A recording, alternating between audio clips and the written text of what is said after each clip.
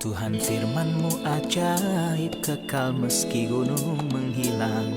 Tiada huruf yang gagal, tak terpatahkan sia-sia. Hidup seperti-Mu ya Allah, lebih dari emas.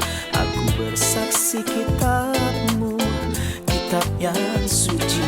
Mendengarkan firman-Mu, hibur hati yang luka. Terangilah langkahku kemanapun ku pergi. Biarkanlah firman-Mu berkuasa atasku. Ubahkanku, bebaskanku, ku mau menyenangkan-Mu. Tuhan firman-Mu ajaib, kekal meski dunia. Ubah dan bebaskan aku, mau menyenangkan-Mu.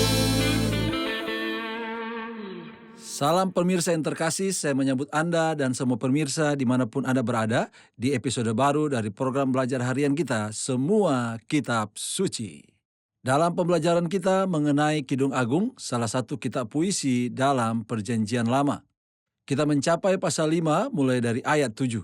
Atas kehendak Tuhan, hari ini kita akan membahas tentang gambaran Sang Kekasih. Siapakah kekasih yang uraiannya ada di dalam pasal ini? Kita akan mengetahui hal-hal ini di dalam episode pada hari ini.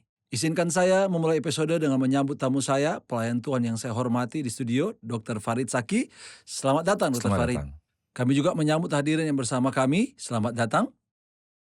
Dr. Farid, saat sang kekasih telah berpaling dan pergi, kata mempelai wanita di ayat yang ke-6, "Kekasihku, kubukakan pintu, tetapi kekasihku sudah pergi, lenyap.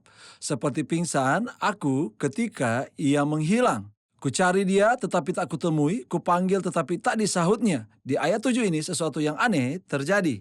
Aku ditemui peronda-peronda kota, dipukulinya aku, dilukainya, selendangku dirampas oleh penjaga-penjaga tembok. Kusumpahi kamu putri-putri Yerusalem, bila kamu menemukan kekasihku, apakah yang akan kamu katakan kepadanya? Katakanlah bahwa sakit asmara aku. Apa maksud dari cerita ini? Tentang penjaga-penjaga yang berkeliling kota, yang memukuli dan merampasnya, dan membuka cadarnya. Ajari kami makna rohaninya.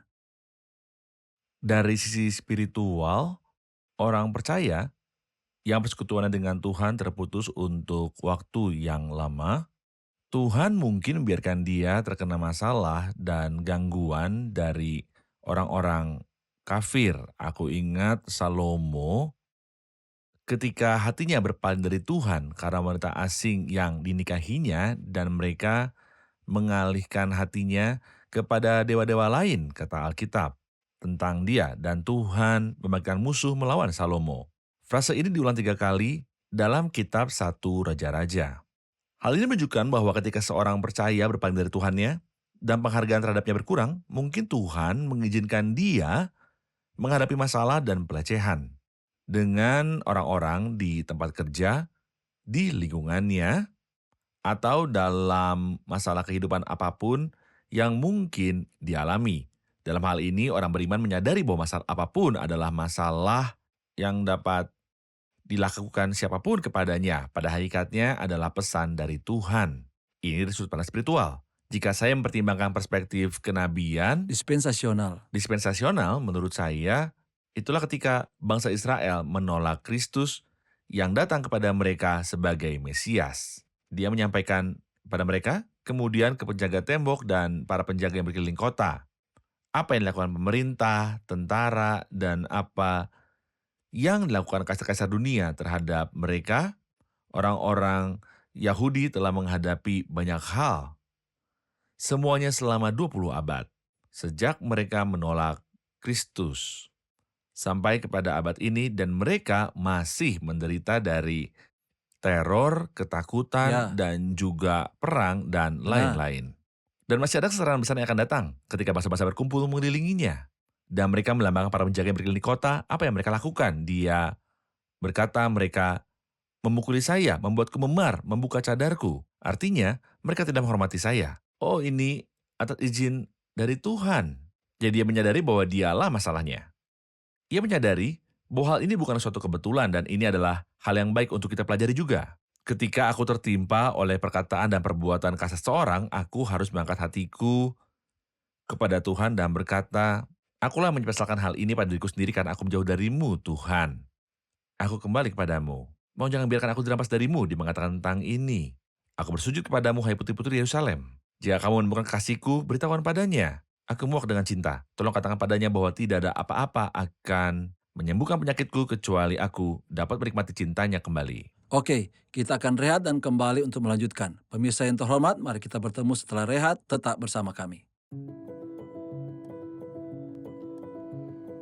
Saat mempelai wanita menggambarkan kekasihnya, dia menggambarkannya dengan sangatlah rinci. Tahukah Anda apa artinya ini? Ini berarti dia mengenalnya dengan sangat baik. Pemirsa yang terhormat, jika Anda ingin membela Tuhan Yesus Kristus hari ini, dan jika Anda mau bersaksi untuknya, maka Anda harus mengenalnya dengan baik. Tidaklah cukup hanya mengetahui siapa dia, melainkan kita harus mengenalnya dengan baik ke titik di mana kita bisa berbicara dengan fasih tentang dia.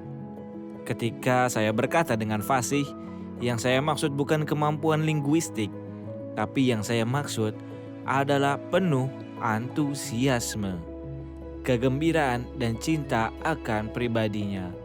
Anda dan saya, pemirsa yang terkasih, kita tidak hanya perlu mengenalnya, kita lebih perlu lagi untuk mencintainya. Berkuasa atasku, ubahkanku, bebaskanku, ku mau menyenangkanmu. Tuhan firman-Mu ajaib, kekal seluruhnya. Ubah dan bebaskan aku, mau menyenangkanmu. Kami kembali pemirsa yang terkasih untuk melanjutkan pembelajaran kita di pasal 5 dari kitab Kidung Agung. Dr. Farid ketika dia berkata kepada mereka, "Bila kamu menemukan kekasihku, apakah yang akan kamu katakan kepadanya? Katakanlah bahwa sakit asmara aku." Mereka bertanya kepadanya, "Apakah kelebihan kekasihmu daripada kekasih yang lain, hai jelita di antara wanita? Apakah kelebihan kekasihmu daripada kekasih yang lain sehingga kau sumpai kami begini?" Kemudian mulai dari ayat 10 dia menyebutkan sifat-sifat sang kekasih. Sebelum kita berbicara tentang sifat-sifat sang kekasih, saya ingin bertanya, kapan kita akan mencapai keadaan yang membuat orang bertanya kepada kita, kekasih yang memenuhi pikiran kita? Kapan yang tercinta menjadi begitu berharga bagi kita? Setelah kita dirampas darinya untuk sementara waktu dan menjadi rindu padanya, dan ketika kata-kata kita selalu menyatakan bahwa dialah yang paling berharga, lalu orang-orang akan bertanya kepada kita, siapakah dia sehingga kamu begitu bergairah sampai sejauh itu? Jadi ketika dia berkata, "Aku mendesakmu," mereka menjawab, "Siapa kekasihmu?"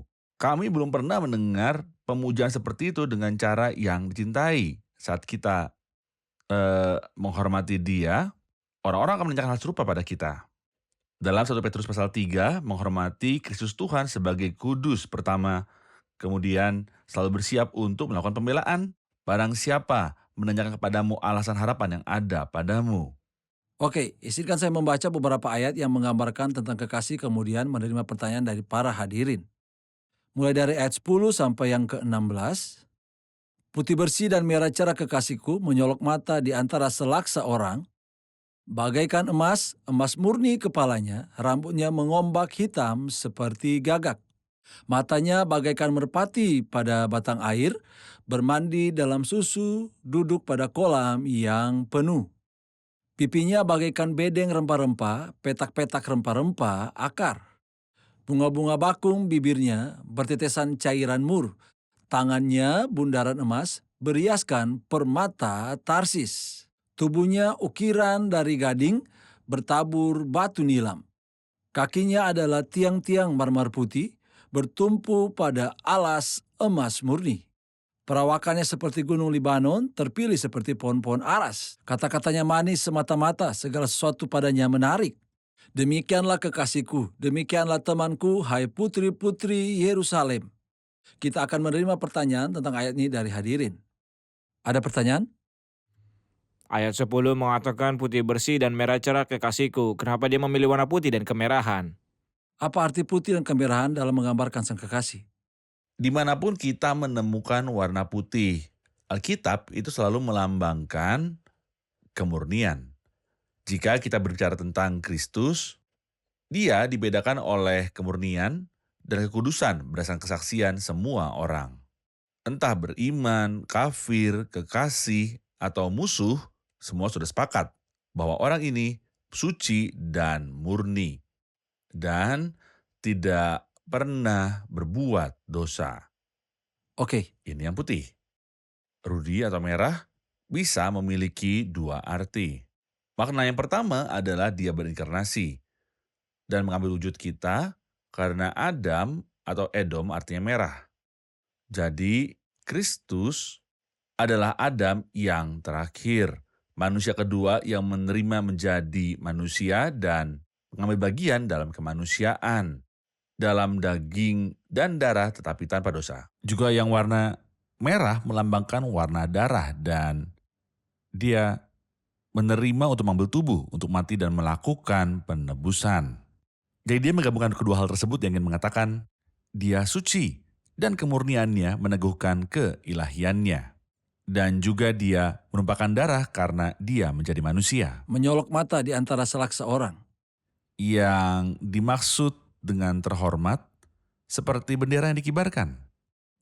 Ketika sebuah bendera dikibarkan di mana saja, Mata fokus padanya. mata terfokus padanya dan dapat lihat dari jarak berapapun. Jadi dia ingin berkata, Kristus itu terhormat. Bahkan di antara 10.000 digunakan dalam Alkitab untuk menunjukkan jumlah yang besar.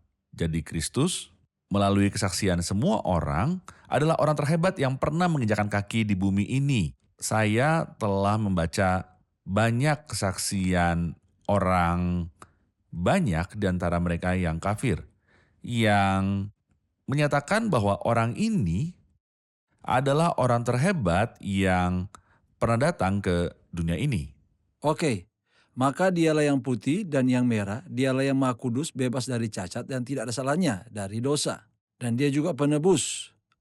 Ayat 11, kepalanya dan menurut panduan yang kami buat tentang istilah Kidung Agung, kepala mewakili pikiran.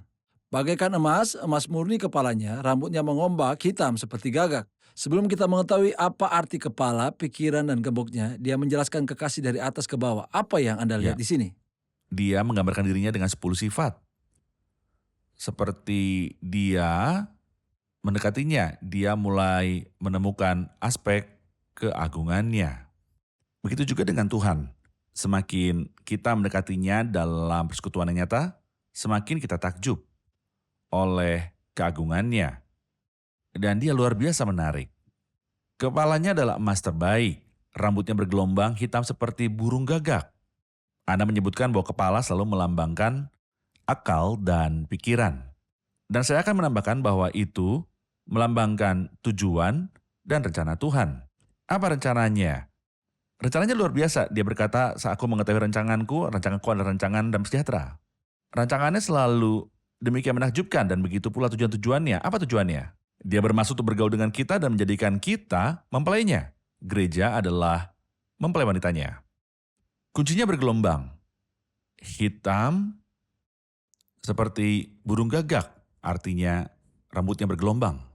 Dan hitam tanpa abu-abu sama sekali karena dia tidak pernah mendapatkannya. Tua.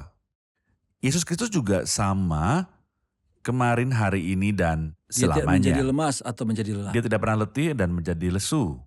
Dia hebat. Apa artinya ini bagi kita? Agar kapanpun aku dapat mengarahkan pandanganku kepada Kristus lagi dia berada di surga. Dan menemukan bahwa dia tidak berubah. Hatinya tidak berubah, cintanya tidak berubah. Kemampuannya tidak berubah. Janjinya tidak berubah, orang yang tabah agar aku dapat membangun hidupku di atas batu karang yang teguh. Oke, tentang rambutnya kita juga membaca, rambutnya mengombak, hitam seperti gagak. Apa hubungannya antara rambut bergelombang di sini dan sumpah orang Nazaret yang disebutkan dalam bilangan pasalnya yang ke-6? Ini adalah syarat untuk dikuduskan kepada Tuhan. Bahwa seorang laki-laki akan membiarkan rambutnya tumbuh panjang sebagai tanda ketundukan. Secara rohani Kristus bagi dialah segala kemuliaan. Adalah orang Nazir yang tidak melakukannya. Melakukan apapun dalam hidupnya kecuali apa yang berkenan pada Tuhan. Dia dikuduskan sepenuhnya. Lihatlah, aku telah datang. Aku sedang melakukan kehendak-Mu ya Tuhanku. Ayat 12 dia menggambarkan matanya sambil berkata, matanya bagaikan merpati pada batang air. Bermandi dalam susu, duduk pada kolam yang penuh. Apa yang Anda lihat pada mata, Dr. Farid? Saya melihat banyak hal. Pertama, kelembutan hati. Merpati adalah burung yang lemah lembut, yang tidak pernah menyerang. Kristus lemah lembut. Saya juga melihatnya diatur dengan tepat, maksudnya Tuhan bagi dia segala kemuliaan, tidak ada seseorang yang menantikan ketenarannya atau pendapat orang tentang dia atau untuk mendapatkan kehebatan di dunia ini. Ketika iblis datang dalam godaan dan menawarkan kepadanya segala kemuliaan dunia, dia menolaknya. Matanya sudah tenang dan masuk dengan tepat di tempatnya. Di tengkorak faktanya ketika saya mempelajari kehidupan Tuhan, saya kagum padanya. Dia tidak terbawa oleh pendapat orang lain. Dia tabah, tenang, dan memiliki rencana khusus di hadapannya untuk mengeksekusi karena hari-harinya semakin dekat. Agar dia terangkat, dia mengarahkan wajahnya untuk pergi ke Yerusalem juga bermandikan susu. Ini sangat indah, mata yang bermandikan susu. Susu dengan keindahannya, warna putih melambangkan kesucian.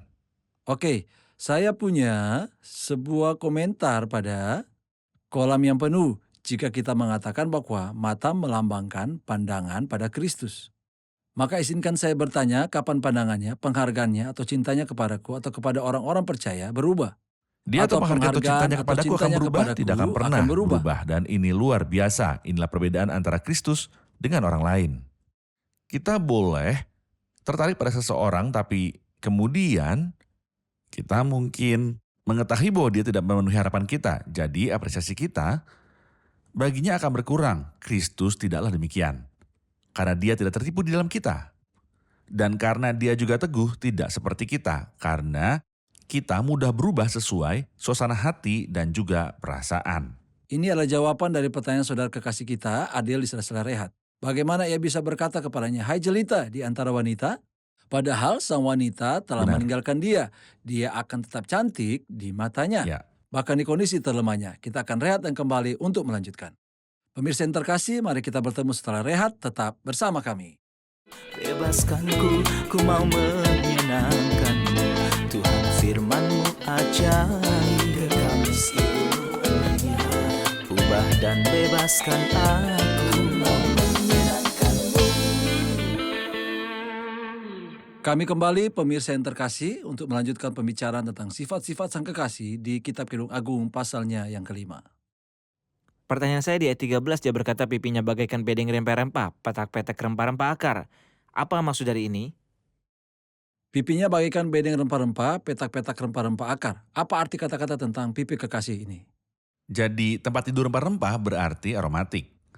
Petak bunga, saat dia melihat ini, pipinya mempunyai aroma dan baunya seperti itu, seperti bunga langka. Begitu pula dia tercium harumnya di pipi.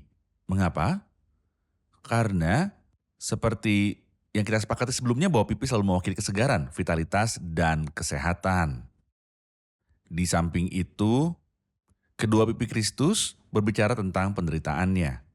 Dari sebagian besar organ tubuhnya yang terkena rasa sakit saat disiksa, yang terkena akibatnya adalah pipinya. Mereka menampar dia. Yesaya pasal 50 mengatakan, "Aku memberikan punggungku kepada orang yang memukul dan pipiku kepada orang yang mencabut janggut." Dan Alkitab memberitahu kita bahwa salah satu prajurit memukul Yesus tepat di wajah dengan tangannya. Nubuatan Mika pasal yang kelima menceritakan sebuah nubuatan tepat yang menakjubkan. Dengan tongkat mereka memukul pipi hakim Israel. Hal ini belum pernah terjadi pada hakim manapun di Israel, namun hal ini telah digenapi dalam Tuhan Yesus Kristus Sang Raja. Pipi miliknya terkena pukulan dan rasa sakit. Ngomong-ngomong, saudara ayat, diketahui bahwa secara psikologis dari hal-hal yang paling memalukan bagi siapapun, yaitu memukul pipi atau meludah, Tuhan telah disikapkan pada keduanya. Mereka memukul dia dan meludahi wajahnya. Jadi dia berkata, semua ini telah menjadi bau yang harum bagiku, betapa dahsyatnya penderitaan yang dia alami untuk menyelamatkan kita. Ya, segala kemuliaan bagi dia.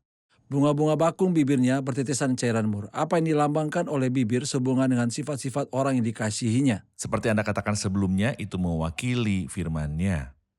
Dan menetes mengacu pada spontanitas perkataannya. Rahmat dicurahkan ke bibirmu. Dalam Injil Lukas, kita membaca tentang perempuan yang berdosa dan datang ke rumah Simon, orang Farisi, dan semua orang mengkritiknya. Jika Simon yang memutuskan, dia akan mengusirnya keluar rumah. Tapi Tuhan berkata kepadanya, dosamu sudah diampuni. Imanmu telah menyelamatkanmu, pergilah dengan damai. Ketika dia bertemu dengan janda Nain, Yesus menaruh belas kasihan padanya dan berkata kepadanya, jangan menangis. Ketika Yohanes Pembaptis menanyai dia berkata kepada orang banyak, apa yang ingin kamu lihat di hutan belantara? Sebatang buluh yang terguncang oleh angin? Tidak. Seorang pria yang mengenakan pakaian lembut? Tidak. Dia tidak menyerang Yohanes. Dia tidak menyerang, melainkan mengatakan tentang dia kesaksian yang paling menakjubkan.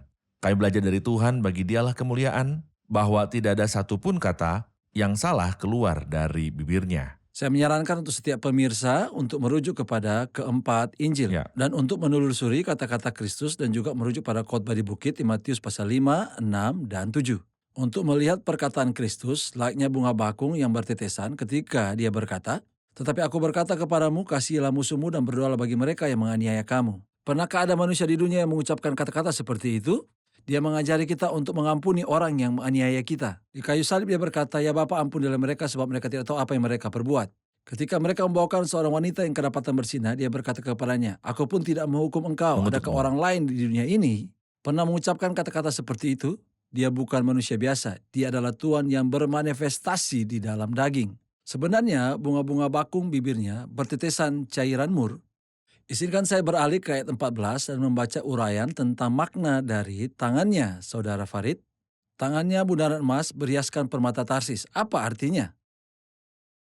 Perbuatan. Pekerjaan tangannya setia dan adil. Seperti yang dikatakan dalam Mazmur. Tangannya memberitahu kita tentang kekuatan dan perlindungan.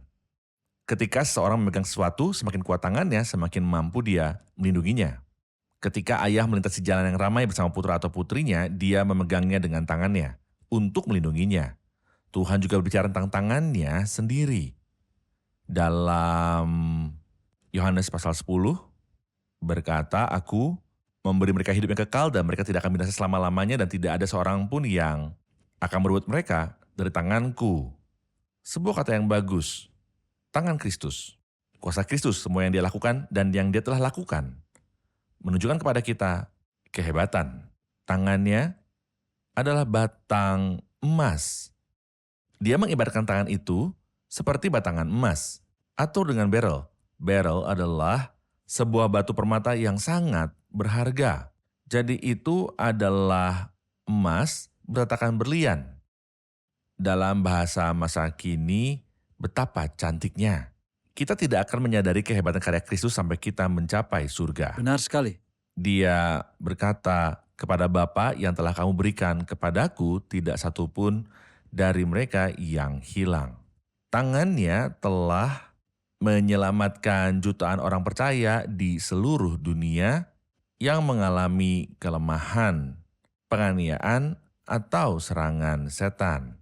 Nyatanya setiap atribut sang kekasih membutuhkan beberapa episode, bukan hanya satu episode. Waktu kita sudah habis, tapi menurut saya sebelum kita memulai pasal 6 di episode berikutnya, kita harus merujuk kembali Amin. kepada beberapa sifat sang kekasih agar masing-masing sifat dapat dipelajari dengan baik. Terima kasih atas waktunya, kita akan menyimpulkan episode ini bersama beberapa dari para hadirin. Apa manfaat yang kita peroleh dari episode hari ini? Yang menarik perhatian saya adalah gambaran mempelai wanita yang menggambarkan seperti apa Kristus. Sungguh menakjubkan dan indah bahwa orang ini suatu hari telah pergi ke salib untukku, ditampar dan dipukul dengan bulu di kepalanya, dan di tangan dan kakinya tertusuk. Amin. Ya, Saya sangat menyukai bahwa ketika teman-temannya melihat bahwa dia begitu berhasrat pada kekasihnya dan cinta serta hasratnya saat dia mencarinya, mereka bertanya kepadanya, "Siapakah dia?"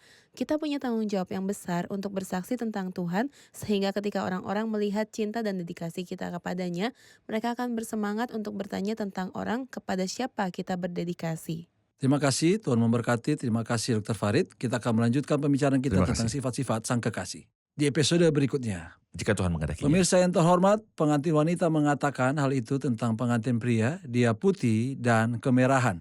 Dan kita mempelajarinya di episode hari ini, bahwa yang putih dan kemerahan adalah Kristus yang murni dan suci, dan dialah penebus. Wahai engkau yang ingin memperoleh perkenanan Allah, jika menjauh dari darah Kristus takkan mungkin. Kepuasan ilahi ini bersifat eksklusif, didasari pengorbanan Kristus di kayu salib. Kristus yang putih, Kristus yang kemerahan, Kristus yang murni dan kudus, Kristus sang penebus. Karena dialah yang maha suci dan dialah Tuhan yang menjelma menjadi manusia. Karena dialah yang kemerahan, penebus, terimalah dia sebagai Tuhan dan penyelamat. Anda akan mendapatkan pengampunan abadi. Sampai jumpa di episode berikutnya dan semoga Tuhan menyertai Anda.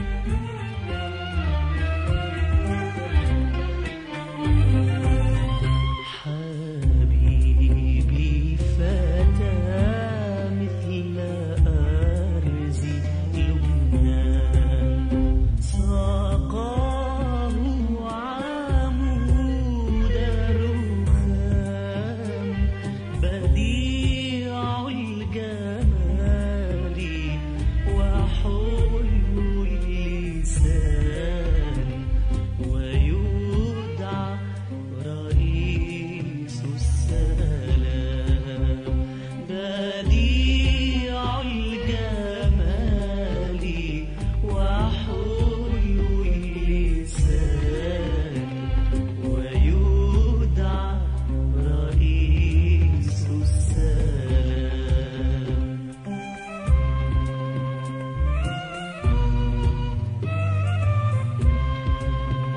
في ظل حبيب اشتهيت الجلوس وإليه حن الفؤاد مريح التعب معز النفوس ويرثي لضعف العباد مريح التعب معز النفوس ويرثي لضعف العباد بخمر المحبة يا نفس اسكري وانسي هموم الحياة على الغربة والآلام اصبري قريبا تذكري.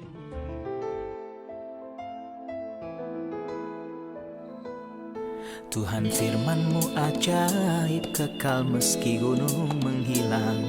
Tiada huruf yang gagal, tak terpatahkan sia-sia. Hidup seperti-Mu ya Allah, lebih dari emas. Aku bersaksi kitab-Mu, kitab yang suci. Mendengarkan firman-Mu, hibur hati yang luka. Terangilah langkahku kemanapun ku pergi. Biarkanlah firman-Mu berkuasa atasku. Ubahkanku, bebaskanku, ku mau menyenangkan-Mu. Tuhan firman-Mu ajaib, ubah dan bebaskan aku.